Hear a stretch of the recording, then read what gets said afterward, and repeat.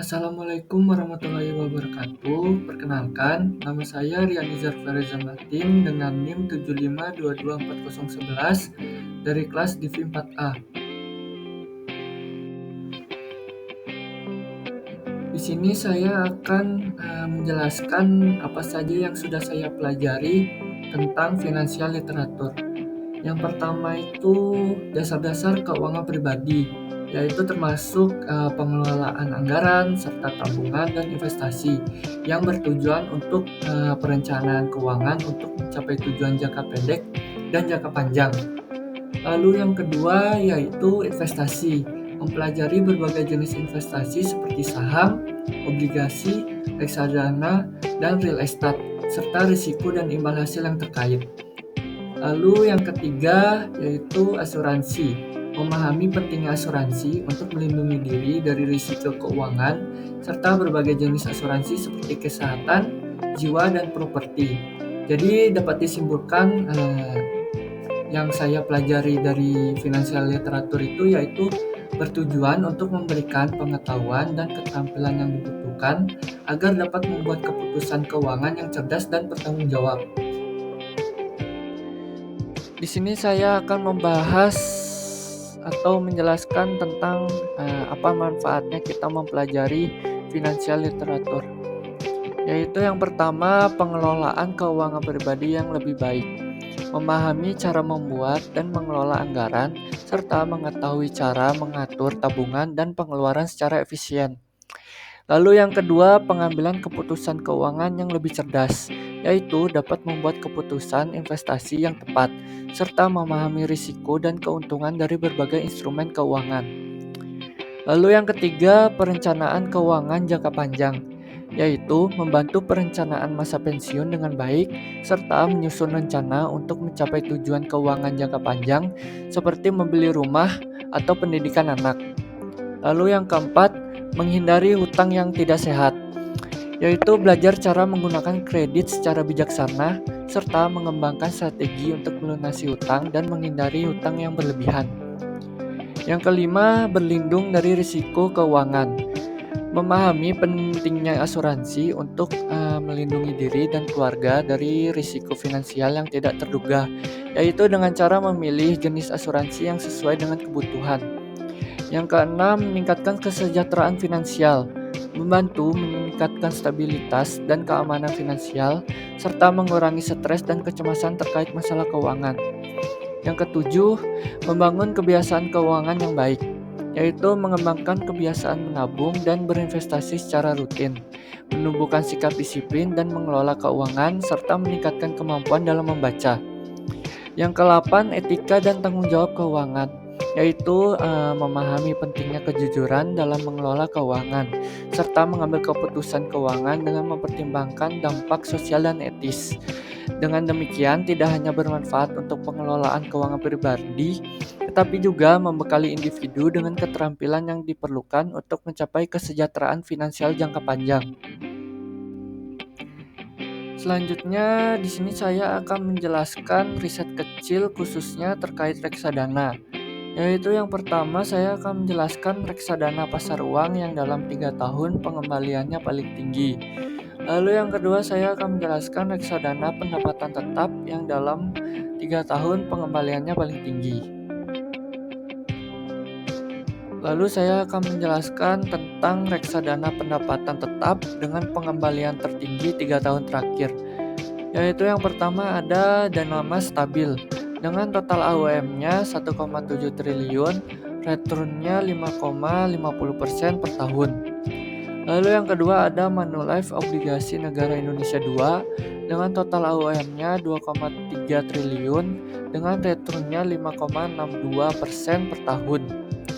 Lalu yang ketiga itu ada Sukhorives Stable Fund, yaitu manajer investasinya Sukhor Asset Management dengan return 3 tahunnya 15,62%, total dana kelolaannya 3,138 triliun, lalu dengan alokasi asetnya 77,71% dalam obligasi dan sukuk. 22,29% dalam ekuitas dan instrumen pasar uang domestik. Yang pertama yaitu saya akan menjelaskan reksadana pasar uang dengan pengembalian tertinggi dalam 3 tahun terakhir. Yaitu yang pertama ada Afris Kas Mutiara dengan total AUM-nya 159,623 miliar dengan returnnya 5,04% per tahun. Lalu yang kedua ada Bahana Liquid Plus dengan total AUM-nya 1,729 triliun dengan returnnya 5,11% per tahun. Lalu yang ketiga ada Sukorivest Money Market Fund, yaitu manajer investasinya Sukor Asset Management dengan total dana kelolaannya 9,49 triliun dengan returnnya salah satu yang tertinggi dalam kategori reksadana pasar uang. Selanjutnya saya akan menjelaskan tentang terkait asuransi serta memberikan contoh produk asuransi yang dapat menjaga atau memproteksi kehidupan sebuah keluarga. Yaitu yang pertama ada asuransi kesehatan keluarga prudensial. Yaitu yang pertama memiliki banyak rumah sakit tekanan baik di dalam negeri maupun internasional. Dapat memberikan manfaat tambahan seperti asuransi jiwa dan investasi, serta menawarkan perlindungan kesehatan yang komprehensif untuk seluruh anggota keluarga. Lalu yang kedua ada Aksa Mandiri Smart Care Eksekutif, yaitu menawarkan proteksi untuk seluruh anggota keluarga dengan premi tahunan sekitar 9,5 juta. Lalu memberikan limit tahunan hingga 500 juta dan memiliki banyak rumah sakit tekanan termasuk rumah sakit internasional.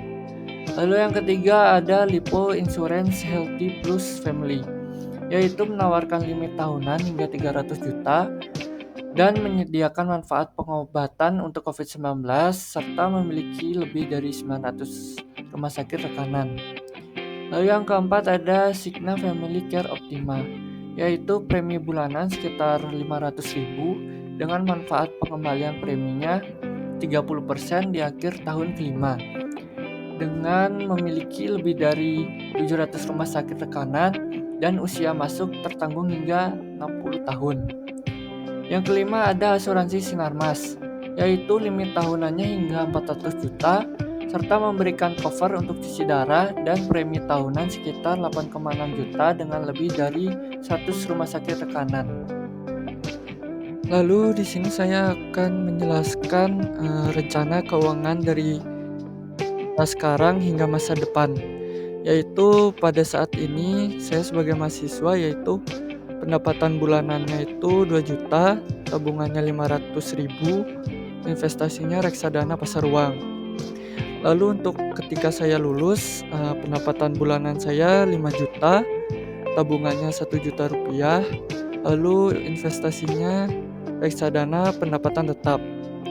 Setelah itu saat mulai bekerja, pendapatan bulanannya sekitar 10 juta, tabungannya 2 juta rupiah, lalu investasinya saham, reksadana, atau emas. Proteksinya yaitu asuransi kesehatan dan jiwa. Lalu pada saat berkeluarga, pendapatan bulanannya sekitar 15 juta rupiah, tabungannya sekitar 2 juta, investasinya yaitu seperti properti, saham, blue chip, dan proteksinya yaitu asuransi keluarga. Dan yang terakhir yaitu masa pensiun. Sekitar pendapatan bulanannya itu 20 juta rupiah, tabungannya 5 juta rupiah, investasinya yaitu obligasi deposito, lalu proteksinya asuransi kesehatan dan jiwa. Lalu di sini saya akan menjelaskan strategi pengembangan dan proteksinya, yaitu yang pertama tabungan, dana darurat untuk 6 bulan. Yang kedua diversifikasi investasi, yaitu seperti saham, reksadana, emas, properti. Yang ketiga yaitu asuransi, yaitu seperti kesehatan, jiwa, dan pendidikan. Yang keempat pendidikan keuangan, yaitu terus belajar. Dan yang kelima perencanaan pensiun, seperti tabungan pensiun sejak dini.